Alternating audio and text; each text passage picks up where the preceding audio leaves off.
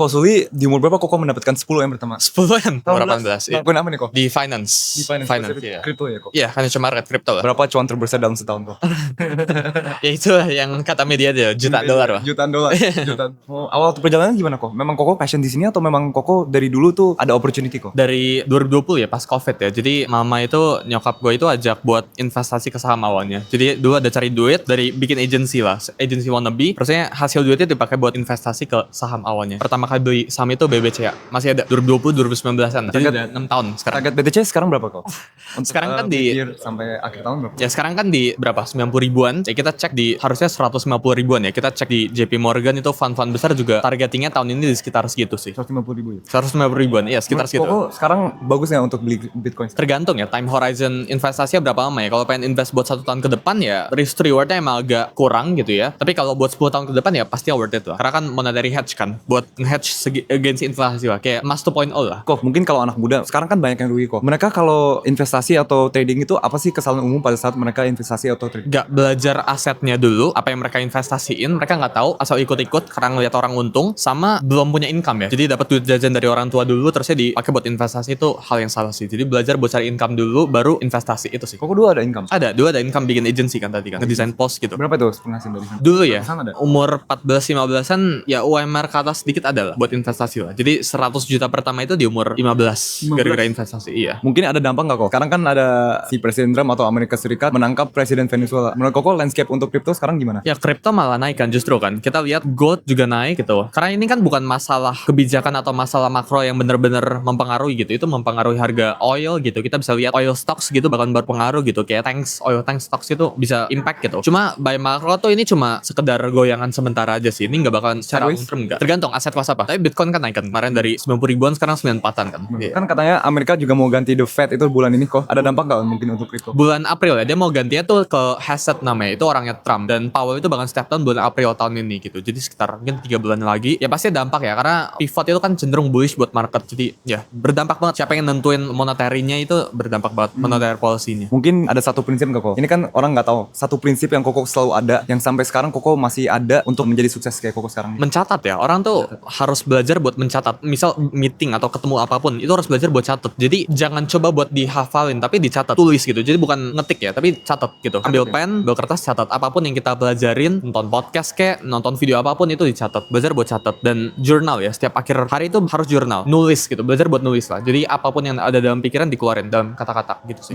Kenapa catat kok? Lebih bisa memproses ya. Dan mencatat kan kita mendikte ulang kan apa yang ada dalam pikiran kan. Jadi ya itu sih, itu yang life changing sih. Tapi orang jarang ngelakuin. Koko ada mentor nggak? Ada, beberapa lah, banyak lah. Siapa lo kok? Mungkin yang sekarang dan yang beberapa belakang ini ngebantuin banyak buat mindset aku itu Ko Andrew, itu lumayan ini sih. Dan Koko selama merintis berapa tahun kok? Ya mungkin kalau dari pertama kali ngonten, pertama kali ini 5 atau 6 lah ya. Selama 5 tahun Koko ada haters nggak? Pasti ada ya. Jadi orang tuh pasti selalu ada orang yang gak suka apa yang kita lakuin. Jadi ya itu udah nature lah, law of nature lah. Ini kan mungkin untuk bisnisnya kok. Apa sih membedakan antara bisnis yang mungkin omsetnya ratusan juta sama bisnis yang omsetnya tuh miliaran kok? Mindsetnya atau skillnya mereka beda gimana? Biasanya yang ratusan juta ke miliaran tuh no big difference ya. Tapi yang bisnis tuh biasanya harus yang leverageable ya. Jadi kita harus kerjain sesuatu yang bisa di leverage, yang bisa di multiply gitu. Jadi bukan something yang ya kita ngomong jasa gitu. Kayak misal kita consultant, itu kan nggak gitu leverageable. Cuma consultant business gitu. Kalau kita punya karyawan-karyawan consultant itu baru leverageable. Jadi bisnis yang M itu yang bisa di leverage gitu.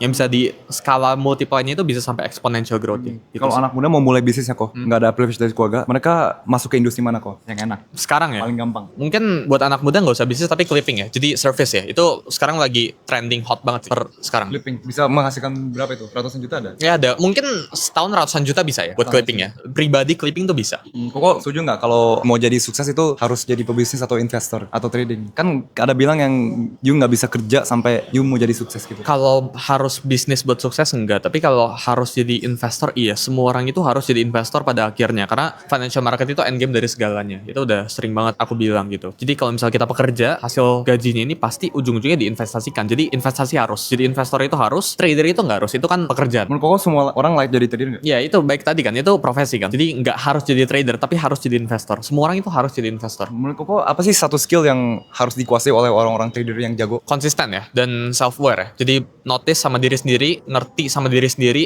ngerti diri sendiri sih, itu sih. Ya. Nggak boleh main emosi. Ya pasti ya sih. Ya, tapi kan semua orang kan di-create beda-beda. Emotion kan, jadi nggak mungkin nggak sih, itu nggak mungkin bisa di step aside sih. Koko percaya Tuhan nggak? Percaya. Apa dampak terbesar Tuhan kepada Koko? Dulu tuh pernah ya sama ini menarik nih.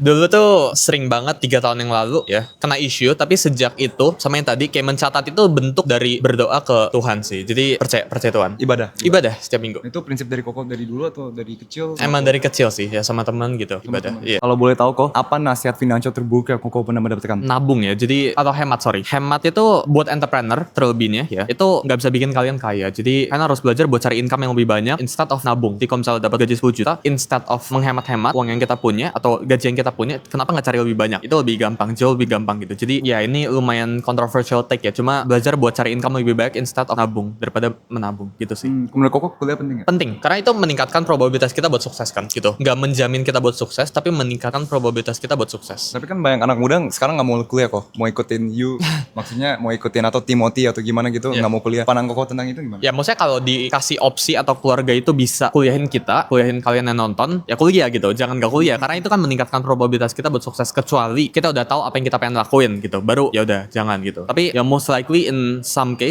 most case ya better kuliah sih. Koko pernah merasa kesepian nggak gara-gara sekarang udah sukses 19 tahun, terus sekarang udah mainnya sama konglo-konglo gitu kan kok? Ada merasa kesepian nggak? Atau left sama friend group yang dulunya di sekolah? Merasa kesepian itu ketika kita nggak ngapa-ngapain sih. Jadi ketika kita lagi nggak kerja itu baru merasa kesepian. Tapi pas kita lagi kerja, pas lagi syuting kayak pas lagi analyze market dan sebagainya, itu nggak bakalan ngerasa kesepian sih. Iya. Kok tips untuk delegasi gimana kok? Delegasi apa? Delegasi ke tim semuanya, graphic designers. Itu buat ya itu pemikiran orang yang businessman kan gitu, business owner kan, cari orang terbaik di bidangnya dan ya punya orang terbaik A+ players di setiap bidang sih. Itu cara delegate terbaik sih. Cara cari A+ players gimana? Punya leverage yang ultimate ya. Jadi misal kita punya social media, gue punya social media, ya kita bisa dengan gampang loh open hiring, bisa cari orang yang bagus gitu. Jadi buang parasites, buang orang yang nggak punya kayak B, C+ players itu buang gitu. Carinya A+ semua, cari yang terbaik semua. Oke kok, apa nasihat terakhir untuk anak muda yang sedang merintis menjadi sukses ke Koko? Ya itu tadi, jangan menyerah, fokus ke one niche, specific niche, harus benar-benar spesifik, konsisten di bidang itu, jangan ganti-ganti, jangan lihat kiri kanan gitu sih. Oke kok, thank you banget kok untuk nasihat hari ini. Hari ini saya mendapatkan keanugerahan yang luar biasa, bisa bertemu dengan